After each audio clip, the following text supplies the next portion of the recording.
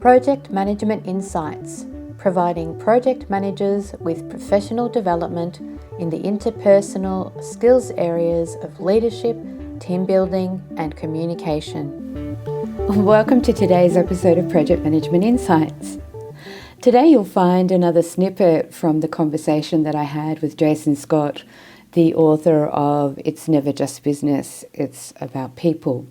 And we were talking about accountability. Jason and I had a conversation prior to starting the interview in which he spoke to me about the content of the book. And I guess it's one of those things when I speak to authors, for me, it's about how their views and the way that they talk about things, whether that resonates with me and resonates with what I know of being a project manager, and whether therefore I think it will be of value for you to learn from this person. I don't just accept everybody that asks to be a part of my podcast, because for me it's about bringing you quality content.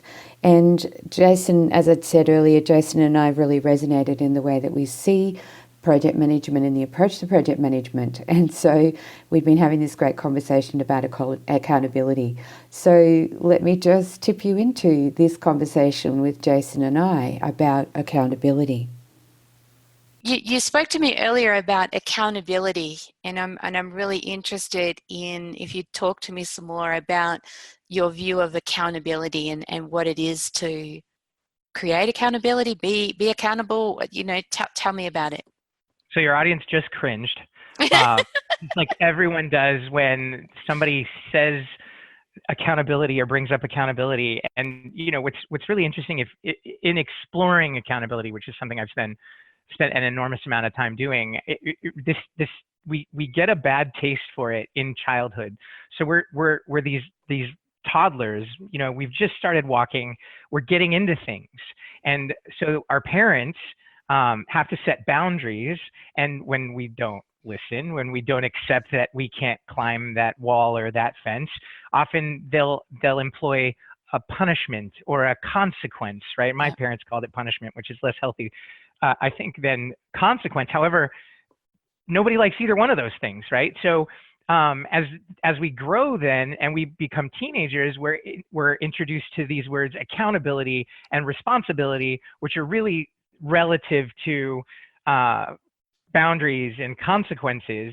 And so we just grow up seeing these things as negative, but we get it that our parents hopefully just wanted the best for us. And so they just were trying to help us grow into healthy adults, but it was clearly a necessary evil. And if you've ever been a parent, you said, right, you have a son. Yeah. I've got a 5-year-old daughter and a 7-year-old son. Like, it's terrible.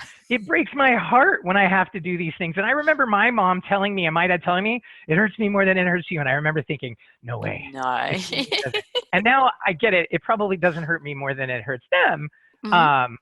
Well, maybe. My dad used to spank me. My kids, not so much. But, the idea is we grow up feeling it's a necessary evil. And then we get into a situation as an adult where we might be responsible for a team.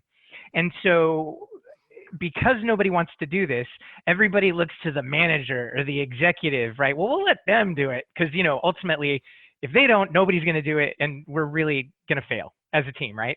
So we leave it to the manager, the executive, or the leader. And so what happens often is we're reluctant, which really is failing your team member. Leadership isn't about, we don't need to be the best leader we can be when things are awesome, when things are easy, when everything's going according to plan, right? When a team needs their leader to be strong is often when something uncomfortable needs to be pointed out, right? When somebody's missing the mark. And this is where I think accountability is interesting.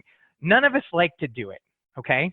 But at the same time, have you ever had that conversation where you did something and it had a bad ending, and you were sharing it with one of your friends, and they said to you, I knew that was going to happen? We've all had that happen, and if we haven't had that happen, we saw it on TV, okay? And you're gutted, you're wretched, you're like, well, why didn't you tell me? You feel let down, almost betrayed. Well, that's the same as a leader not saying anything. You're literally letting your teammate down, because all accountability is knowing that you're off track and bringing the team back to the goal, right? In fact, mistakes are how we learn, right? Mistakes are progress. And nobody wants to make a mistake. When people work, they want to be successful. Like, nobody is like, I'm going to do a terrible job. No, in fact, most of the time, when you work out a roadmap to accomplishing something with one of your team members, and they go away, work a couple days, come back and put it in front of you, and you're like, yeah, that's not what I asked for, they're gutted. They feel terrible, right? So in that moment, you can employ accountability, like hold them accountable, which almost sounds like you're accosting someone, right? And be judgmental, or recognize that you had a role in that. Where was the communication breakdown, right? Yep. So at the end of the day, accountability as a leader, helping people stay accountable, is one, setting up accountability from the beginning, making sure that they understand by asking questions around what do they understand. Hey, we just talked about this thing.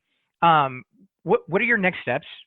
And more importantly, like, do you see how this achieves the goal or impacts the business or the team positively? Explore what they understand. Explore what they're going to do. You're setting them up for success, and then ask for a commitment. When can you have this done? Or can you have it done by this date, right? Ask for it and allow them to say no. And this is probably one of the biggest things in accountability. If no isn't an option, and in a lot of organizations it's not, you can't count on yes. Yeah. Ultimately, no has to be an option in order to count on yes. And what we're really looking for as leaders is not perfection, it's predictability. The idea being, if you ask someone, do you understand? Can you do it by this time? And they say no, we'll explore that. Why? What else do you have going on? And you know what? If ultimately what they're pointing out is that these are the things you two feel are a higher priority, then you have two choices. Allow them to push the commitment, so they've renegotiated, or give it to somebody else. Yep. Right? But if somebody says, yes, I can have that done on Thursday, nobody but them is working on it. You're probably teeing up things that will need to happen after that's done on Thursday. Yep. So you're expecting it to get done on Thursday. And when they show up, if it's not done, you've lost time that you can never get back, right? So Absolutely. enabling people to say no, yes, no, renegotiate. I understand that you want it on Thursday. Can I get it to you on Friday? Allows for a super healthy discussion and enables predictability and enables you to be able to count on yes. So when they say yes, you'll get it on Thursday, right? So all the things that need to happen after can move forward. If they say no, you can negotiate or assign it to somebody else. And when they say yes, you can count on that you're going to get it on Thursday. But if somebody says yes and really meant no because no wasn't safe, and you don't get it on Thursday, you never get that time back. And really what you're doing is you're creating a toxic environment where there's no trust. You don't trust them, but guess what? They don't trust you, or they would have said no. Absolutely. And so ultimately, a leader's willingness to provide critical feedback timely, right? Like the first time, not when you're frustrated because you ignored it the first 10 times.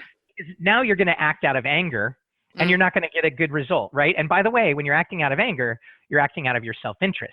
You're not playing for the individual on the team. Playing for the individuals on your team means giving rich, frequent feedback in the moment. And your willingness to do that, even if it feels weird because of our relationship with accountability from a childhood, think about it. Our willingness to do something that's hard, say something that might be uncomfortable, for the benefit of another human being, is generous and kind. And that's how I'd like to encourage people to start looking at accountability as not a necessary evil, as something that's generous and kind. It's a gift. Your willingness to be uncomfortable to serve another is ultimately generous. Absolutely. And for me, this steps into that space of what I've come to learn is about an honest no. So if they give you a yes that's really a no, they're not being honest and truthful. And as you said, I mean, that's trust-based, because they're believing that, something's going to happen if they say no, rather than realizing that you're there to support the overall team outcome, getting to that goal. And in my world, there are no mistakes. There are only mistakes. Oh, that's funny. I like that a lot. Yeah. Hyphenated, right? Because, as you said rightly earlier, we learn from mistakes. Right. We usually learn a lot from a mistake. We tried this. Oh, it didn't work. Okay, so how can we readjust, and, what else do we need to do? Who do we need to talk to? And I mean, it then takes a totally different perspective on the right and wrong that's normally associated with a mistake. Right. And if you think about it, it falls in line with the agile principle of being able to fail early or fail fast, right? Uh-huh. So if we learn from mistakes, the quicker we can make those mistakes, learn from those mistakes, move on to the next iteration, the quicker we're going to get a good result, the quicker we're going to innovate. If mistakes aren't safe, you're dragging out the time to Absolutely. an outcome or a result, if ever. So what did you get or take out from this conversation with Jason about accountability?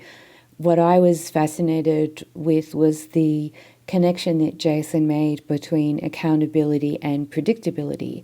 And what I heard him speak about was the fact that when there's a lot of trust in the team, there's an ability for people to feel comfortable making mistakes, that they're comfortable in giving you an honest no when they're not going to be able to complete something in a certain time, then this all helps with predictability.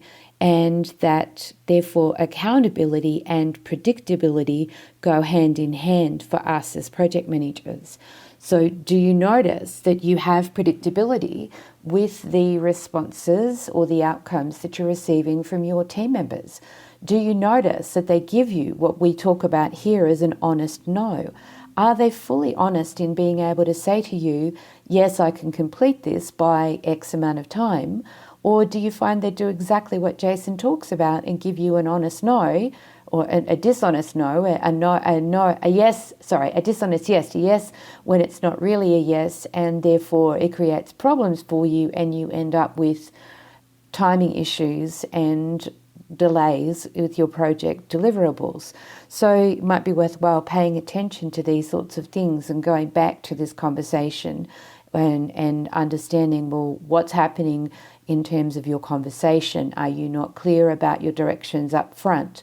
Are you not open to negotiating an outcome and hearing an honest no from that person on your team if it's really true for them that they aren't able to deliver it exactly when you want it? Some more things to ponder this week in this episode of Project Management Insights.